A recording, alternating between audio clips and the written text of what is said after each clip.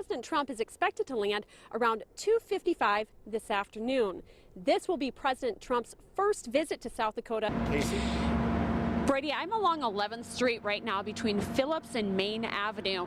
Crews are currently working to fix that gas leak. Your Money Matters reporter Casey Wonnenberg joins us live from the second Sioux Steel Input meeting. Sammy, I'm here at Josiah's in downtown Sioux Falls. You can come here until 7 o'clock tonight. He is greeting first Governor Dennis Dugard, Senator John Thune, Senator Rounds, all right there. Now, it officially opens to the public on Monday, but it's having a soft opening tonight. And we're getting a look inside, so we'll bring you along. If I can open the door. Okay. How exactly does axe throwing work? Well, you have an axe, then you simply stand behind the line, aim, and throw. In order to attract more workers, this new location also has some unique features, including a ping pong table. While around 80% of the customers here are kids, adults also come for fitness and fun.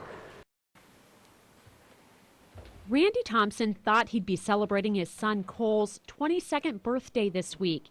Instead, he's laying his child to rest. Yeah, he wasn't suicidal. He worked, he had cars, he had plans, he had dreams. But on April 24th, those dreams came to a halt. Cole died from a fentanyl overdose. The opioid is so powerful that you could die from an amount the size of a few grains of salt. This is insane to think you're going to survive this. You're going to die. Maybe not today, maybe not tomorrow, but you're going to die. According to South Dakota's U.S. Attorney, already this year, there have been at least 8 opioid overdose deaths in Minnehaha County alone. In all of South Dakota, there were 8 deaths last year. No one died 5 years ago. Certainly alcohol is still the #1 thing we see.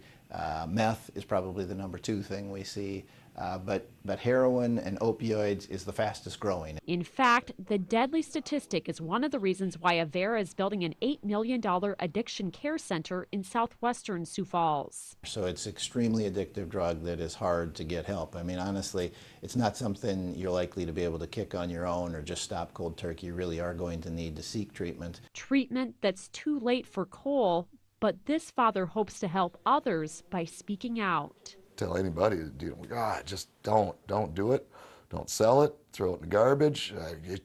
20 bucks, 40 bucks. It's not worth it. I mean, come on. A message to prevent future mourning. In Sioux Falls, Casey Wonnenberg, KELOLAND News. Good evening. First, we have an update on that murder investigation. 2 people are now behind bars accused of killing LaKendrick Thornton and dumping his body near Renner in a ditch.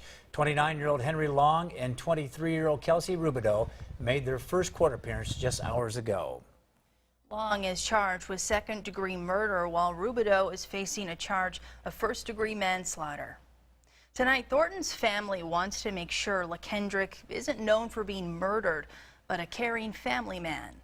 They sat down with KELOLAND's Casey Wonnenberg. It's an interview you'll only see here on KELO TV.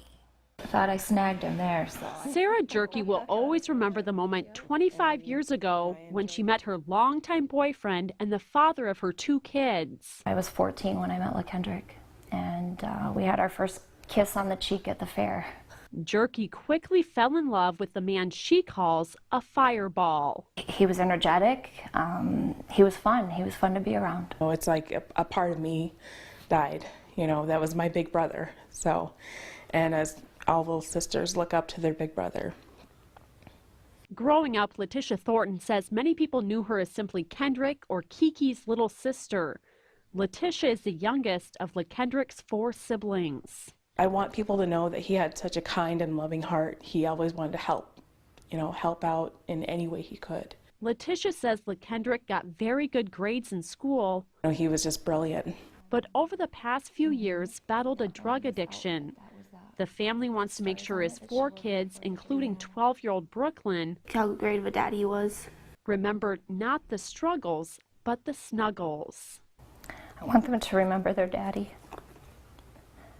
who put Band-Aids on their owies, who helped do their hair, who got them dressed, who cooked them breakfast when they were little.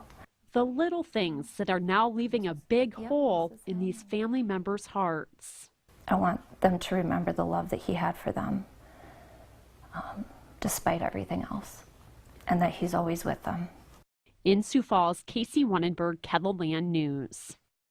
From Johnny Depp to Ellen DeGeneres, you might think you see all sorts of big-name celebrities in a small South Dakota town. This is my roots, you know, family's here. But it's really Rebecca Swift.